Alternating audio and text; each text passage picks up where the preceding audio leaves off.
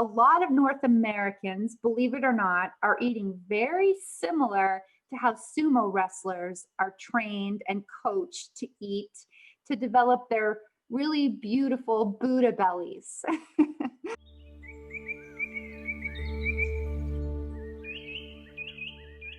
So I want to share with you some of that really great information that that we're educating people on when they're at Mountain Trek for the week. And what ties in really nicely, a topic that ties in really nicely to food and nutrition, is not only what you're eating, but when you're eating it. We believe that to be just as important. So the timing of your meals, when you're consuming your food. So I've drawn this little, it's funny because my husband was looking at it yesterday and could make zero sense of it, but I'm going to run through. I didn't want to write lots of notes on it. I just wanted to kind of show you what might be happening with your blood sugar. So this is all tying into your hormones. So on my first really professional diagram, I have the word sumo written up here, just to sort of highlight that a lot of North Americans, believe it or not, are eating very similar to how sumo wrestlers are trained and coached to eat to develop their really beautiful Buddha bellies. Now that may or may not be something you're striving for. So what I want to do is talk to you about what that exactly means. In a busy day-to-day modern world, we're waking up, we're hitting snooze, we don't have enough time, we're feeding the kids, we got to get the dog out. So we're waking up and we're maybe having a double Americano, stopping at Starbucks, for example, with a healthy, low-fat muffin, let's say, grabbing something really, really fast for our breakfast. And we're calling that our breakfast. And that's packed full of energy from caffeine and, of course, sugar spiking ingredients in the muffin. And that's not really going to hold us for very long, but that's what we're consuming for our really rushed, fast go-to breakfast. So then off to work we go, off to the at-home office currently we go to sit and become the office athlete for the morning. Goes by, emails, Zoom calls after Zoom call, not eating anything until, maybe our belly's growling a little bit around lunchtime. And we're thinking, I haven't eaten since breakfast. I should probably get something into my system. Maybe we're kind of grazing through that time, which can be tricky, grabbing something again, fast and mindless from the fridge for lunch. Nothing really too nutrient dense, maybe not really any fiber, maybe not enough protein. So again, that's not really going to hold us very long through the afternoon. Our blood sugar is kind of falling all over the place here. And when we go really long stretches between major meals without consuming, our blood sugar will naturally drop. It will naturally fall.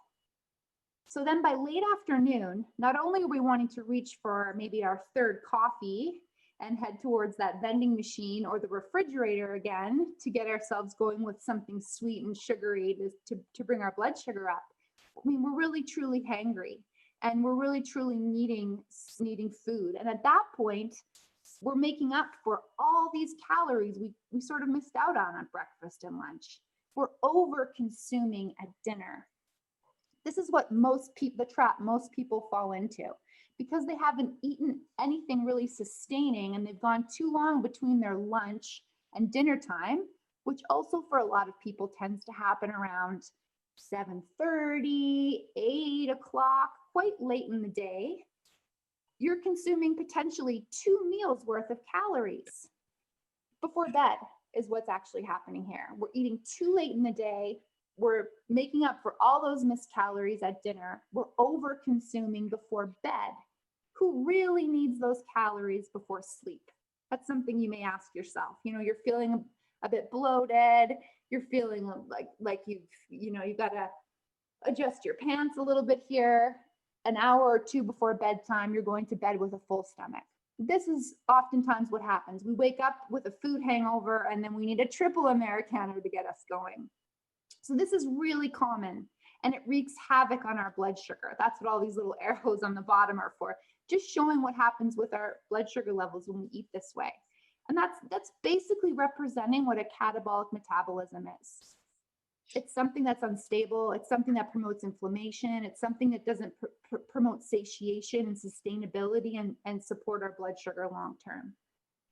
So instead of falling into this, which is so easy to do, there's absolutely no blame here. We want to potentially be looking at something that seems a little bit more steady, a little bit more stable. This is exactly how we're setting you up to eat during your weekend retreat with us. This is how we feed you when you come to Mountain Trek. Every 3 or so hours from rising, we're having you break your fast in the morning, and this weekend it will be with your smoothie. Ideally, within a 30-minute window of rising is excellent for supporting the metabolism. It can actually boost anabolic hormone production by 15%. Just that one thing, consuming whole real calories within a 30-minute window of rising. And if you're a coffee drinker, that's okay. A tea drinker, no problem. We can talk more about caffeine tomorrow. But we're just asking that you break your fast with food either first or together with your caffeine. Caffeine acts as an appetite suppressant, so sometimes it kind of gets in the way of those hunger hormones that are naturally occurring in the morning. It also helps to keep cortisol down. When we feed our body when it's light out, we're kind of working with the cycles of the sun and the moon and supporting the circadian rhythm.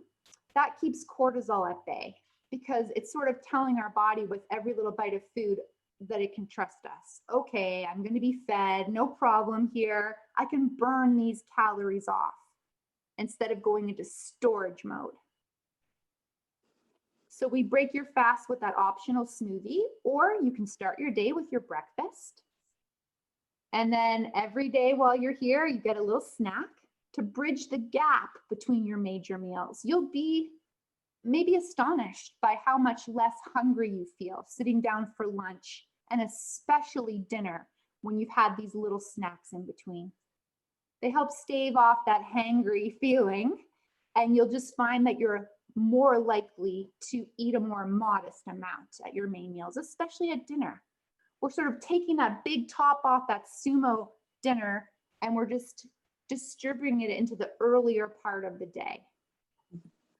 So then blood sugar is steady and stable all throughout the daylight hours when you need it to support brain function for work, when you need it to support physical energy for movement.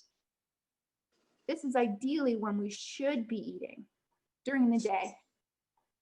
There's a lot of talk about intermittent fasting. It's a very popular trend currently on the market right now.